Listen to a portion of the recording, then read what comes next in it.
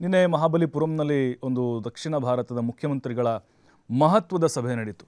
ಕೇಂದ್ರ ಗೃಹ ಸಚಿವ ಅಮಿತ್ ಶಾ ಅವರ ನೇತೃತ್ವದಲ್ಲಿ ನಡೆದಂಥ ಸಭೆ ಇದು. ನಮ್ಮ ಮುಖ್ಯಮಂತ್ರಿ ಡಿ ಕೆ ಶಿವಕುಮಾರ್ ಅವರು, ಆಂಧ್ರ ಚಂದ್ರಬಾಬು ನಾಯ್ಡು, ಕೇರಳ ಸತೀಶನ್ನು, ರೇವಂತ್ ರೆಡ್ಡಿ, ಹಾಗೆ ಜೋಸೆಫ್ ವಿಜಯ್ ತಮಿಳುನಾಡು CM ಇವರೆಲ್ಲ ಭಾಗಿಯಾಗಿದ್ದರು. ಭಾಳ ಆರೋಗ್ಯಕರವಾದಂಥ ಚರ್ಚೆಗಳಾಯಿತು. ಬಟ್ ಡಿ ಕೆ ಶಿವಕುಮಾರ್ ಹೆಂಗೆ ಮಾತಾಡಿದ್ರು ಗೊತ್ತಾ ನಿನ್ನೆ? ಅದು ಹೋಮ್ ಮಿನಿಸ್ಟರ್ ಮುಂದೆ, ಅಮಿತ್ ಶಾ ಅವ್ರ ಮುಂದೆ ಅದ್ಭುತವಾದ ಭಾಷಣ ಮಾಡಿಬಿಟ್ರು ಅವರು. ಆರಂಭದಲ್ಲಿ ಅವರು ಹೇಳಿದರು, ಕನ್ನಡ ಇತಿಹಾಸ, ಕನ್ನಡ ಭಾಷೆ ಇತಿಹಾಸ ಸಾವಿರಾರು ವರ್ಷಗಳಿಂದ ಹೊಂದಿದೆ. ಅಲ್ಲಿಂದ ಶುರು ಮಾಡಿದಂಥ ಭಾಷಣ ಕಾವೇರಿವರೆಗೂ ಕೂಡ ಅವರು ತುಟಿಪಿಟ್ಟಕ್ಕೆ ಅಂದಿಲ್ಲ. ಅಂದರೆ ಕಾವೇರಿ ವಿಚಾರದವರೆಗೂ ಕೂಡ ಅವರು ಮೌನವನ್ನು ವಹಿಸಿರಲೇ ಇಲ್ಲ. ಅಷ್ಟು ಅದ್ಭುತವಾಗಿ ಅರ್ಥಗರ್ಭಿತವಾಗಿ ಡಿ ಕೆ ಶಿವಕುಮಾರ್ ಅವರು ಮಾತಾಡಿದ್ದಾರೆ. ನೋಡಿ, ವಿಜಯ್ ಅವ್ರ ಮುಂದೆ ಕಾವೇರಿ ವಿಚಾರದ ಬಗ್ಗೆ ಮಾತಾಡ್ಬಿಟ್ರು. ಅವ್ರೇನು ಹೇಳಿದ್ದಾರೆ ನೋಡಿ, ನೀರು ನಮ್ಮನ್ನು ಒಗ್ಗೂಡಿಸ್ಬೇಕು, ನೀರಿನ ವಿಚಾರ ನಮ್ಮನ್ನು ಸಂಬಂಧಗಳನ್ನ ಹಾಳು ಮಾಡಬಾರ್ದು ಅಥವಾ ನಮ್ಮನ್ನು ಡಿವೈಡ್ ಮಾಡಬಾರ್ದು, ನಮ್ಮನ್ನು ಒಂದು ಮಾಡಬೇಕು, ಒಗ್ಗೂಡಿಸ್ಬೇಕು ಅನ್ನುವಂಥ ಒಂದು ಸಂದೇಶವನ್ನು ನಿನ್ನೆ ಸಭೆಯಲ್ಲಿ ಡಿ ಕೆ ಶಿವಕುಮಾರ್ ಅವರು ಕೊಟ್ಟಿದ್ದಾರೆ. ಅದರ ಜೊತೆಗೆ ಅಮಿತ್ ಶಾ ಅವರು ಕೂಡ ಭರವಸೆಯನ್ನು ಕೊಟ್ಟಿದ್ದಾರಂತೆ. ಈಗ ಆದಷ್ಟು ತ್ವರಿತವಾಗಿ ಬಗೆಹರಿಬೇಕು ನೀರಿನ ವಿವಾದ ಯಾವ್ದು ಬಾಕಿ ಇದೆಯೋ.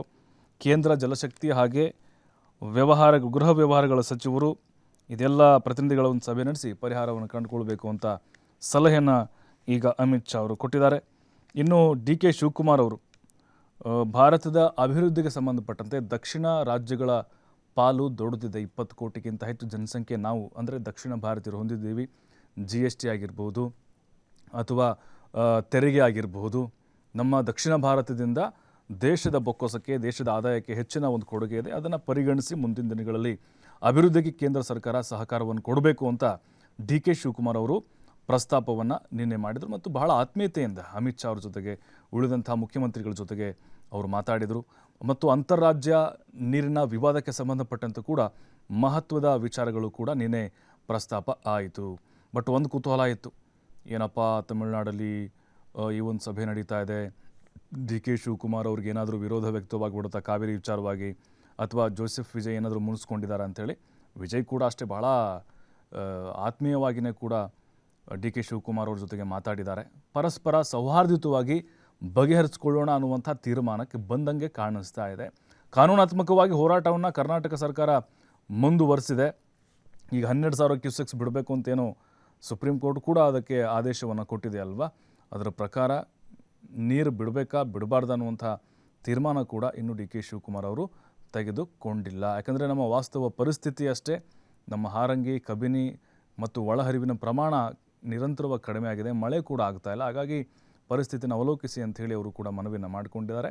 ಬಟ್ ನಿನ್ನೆ ಡಿ ಕೆ ಶಿವಕುಮಾರ್ ಅವರು ವಿಜಯ್ ಅವ್ರ ಮುಂದೆ ಕಾವೇರಿ ವಿಚಾರದ ಬಗ್ಗೆ ರಾಜ್ಯದ ಪರವಾಗಿ ಸಮರ್ಥವಾಗಿ ತಮ್ಮ ವಾದವನ್ನು ಮಂಡಿಸಿದರು.